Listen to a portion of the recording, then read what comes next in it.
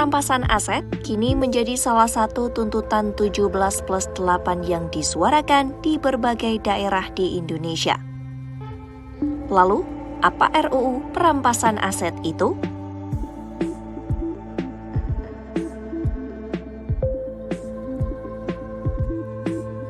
Berdasarkan pasal 1 angka 3 RUU perampasan aset, yang dimaksud dengan perampasan aset adalah upaya paksa yang dilakukan negara untuk merampas aset tindak pidana berdasarkan putusan pengadilan tanpa didasarkan pada penghukuman terhadap pelakunya.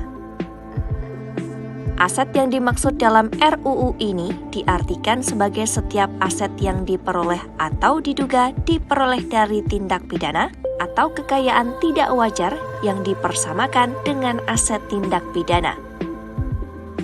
Aset-aset itu bisa berupa semua benda bergerak atau tidak bergerak, baik yang berwujud maupun tidak berwujud, dan mempunyai nilai ekonomis. Dalam pasal 5 ayat 1 RUU perampasan aset, aset yang dapat dirampas antara lain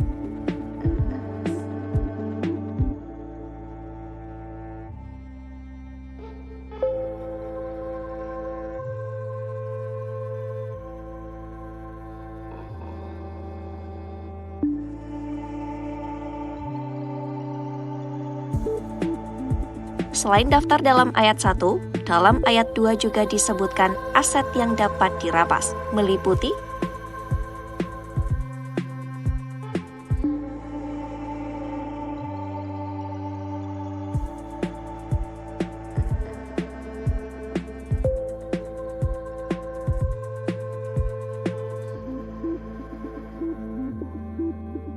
Pasal 6 RUU perampasan aset menegaskan aset yang bisa dirampas minimal bernilai 100 juta rupiah dan terkait dengan tindak pidana yang diancam hukuman penjara 4 tahun atau lebih.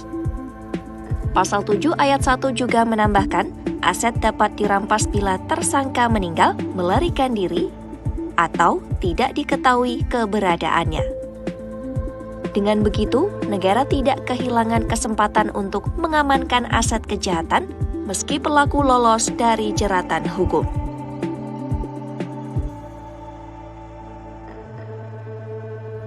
RUU ini dianggap penting sebagai instrumen hukum untuk mencegah lahirnya koruptor dan mengembalikan kerugian negara, sehingga kerugian yang diderita negara tidak signifikan. Pengamat kebijakan publik Agus Pembagio menyebut, tanpa aturan ini, sulit menghentikan praktik korupsi yang semakin kompleks.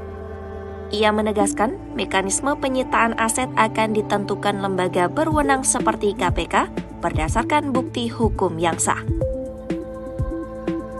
Presiden Prabowo Subianto memastikan pembahasan RUU perampasan aset akan segera dilakukan.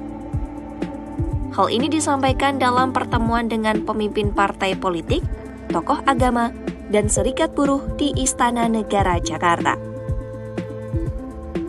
Presiden Konfederasi Serikat Pekerja Seluruh Indonesia Andi Gani Nenawai menyebut bahwa Prabowo merespon cepat tuntutan tersebut. Dalam kesempatan tersebut, Presiden Partai Buruh Said Iqbal juga menegaskan Prabowo berkomitmen untuk memiskinkan para koruptor melalui aturan ini.